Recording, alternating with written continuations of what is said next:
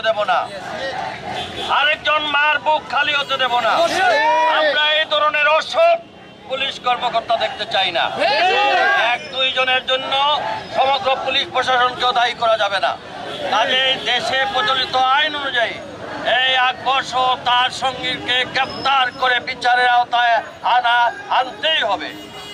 আমরা অনুরোধ করব, আজকে আমি এই সিলেটের জনগণের পক্ষ থেকে আমি যেখানে যেখানে বলার আমি সুস্পষ্টভাবে বলে দিয়েছি, আপনারা যত দ্রুত সময়ের মধ্যে ওকে গ্রেপ্তার করুন, অন্যথায় সিলেটের সাধারণ মানুষ যখন রাস্তায় নামবে তখন কিন্তু আপনারা এর দায়ভার আপনাদের নিতে হবে। আমাদেরকে প্রশাসনকে সেই সুযোগ দিতে হবে, সেই সময়টুকু দিতে হবে যাতে করে তারা আইনি প্রক্রিয়া এদেরকে আমাদের কাছে আমাদের আইনের আওতায় আদালতের কাছে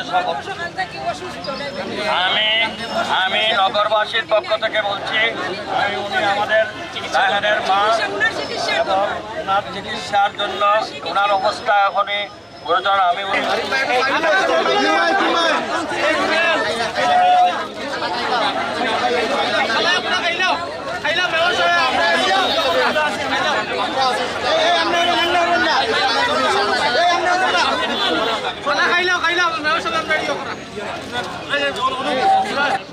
এই পূর্ণভূমি সিলেটে এই হত্যাকারীর মূল নায়ক এসআই আকবরকে অনতিবিলম্বে গ্রেপ্তার করে আইনের আওতায় আনতেই হবে এবং তার জন্য আমাদের প্রশাসন থেকে বলা হয়েছে তারা সর্বোচ্চভাবে যত দ্রুত সময়ের মধ্যে তারা চেষ্টা চালাচ্ছেন, তাকে গ্রেপ্তার করা হবেই হবে।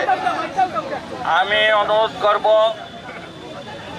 আমরা কিন্তু এই অনশন বা আমাদের যে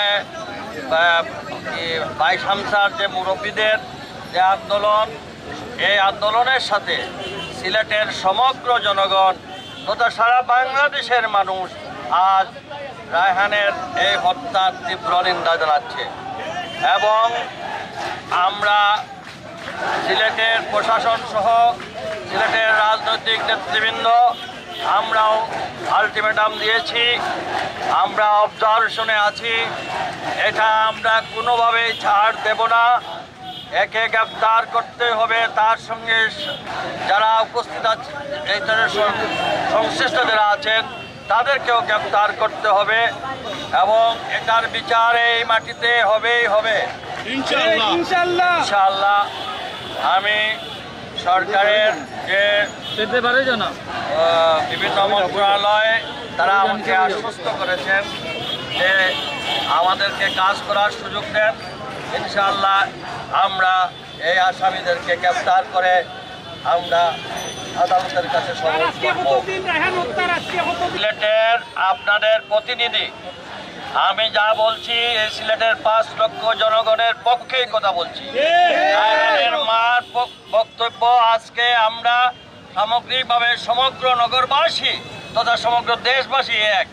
কাজে এখানে এক লেখা রায়হানের পরিবার এখন থাকে নাই, রায়হানের পরিবার কিংবা রায়হানের মা আছেন, কিন্তু তার সঙ্গে সমগ্র সিলেটবাসী নগরবাসী তথা বাংলাদেশের সকল জনগণ তার সঙ্গে রয়েছেন।